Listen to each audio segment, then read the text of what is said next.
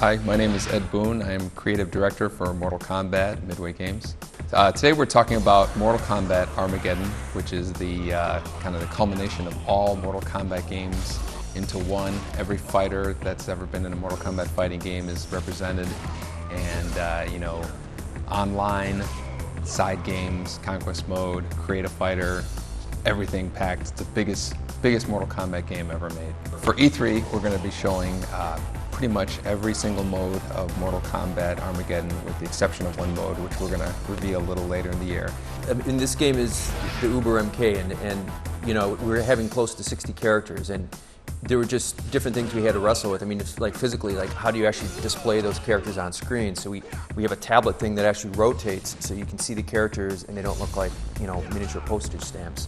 A number of returning characters that you haven't seen in a long time: Striker, Shiva, Rain, Sector, and quite a few of the new modes in the game. Create a Fighter is a new mode that we're very excited about, and a brand new revamped Conquest mode from the ground up, which we're also very excited about. Mortal Kombat Armageddon has a similar fighting system to Deception, but with two pretty major enhancements. One is a parry move, which we haven't had in any Mortal Kombat game, which adds kind of like to the more defensive play of the game. And another is the air combat. Actually, the fighting mechanics are a little more reminiscent of the 2D games, where you are jumping like we haven't really done since like Mortal Kombat 4. So you have the jumping attacks and that whole strategy of jumping over projectiles and whatnot. In addition, the combos that you were able to do on the ground, you can now do in the air. So you can do some pretty crazy, outrageous combos where you see your character bouncing off the floor and their character bouncing off the floor.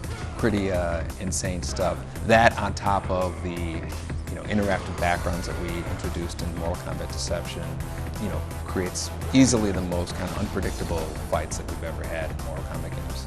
Ever since the first Mortal Kombat, we've always gotten letters from players, saying, "Oh, here's a character that I made up, and he'll have this kind of move, and these attacks, and these fatalities."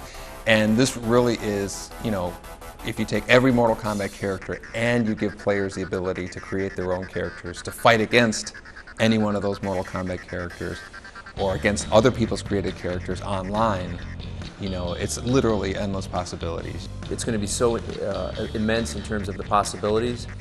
We have like up to 13 different categories and attributes, and then there's pools of different options within there of up to 20 to, in some cases, 40 different pieces. And you define their own fighting style, you name their own fighting style, you name your character. Very customizable. I'm very excited about it.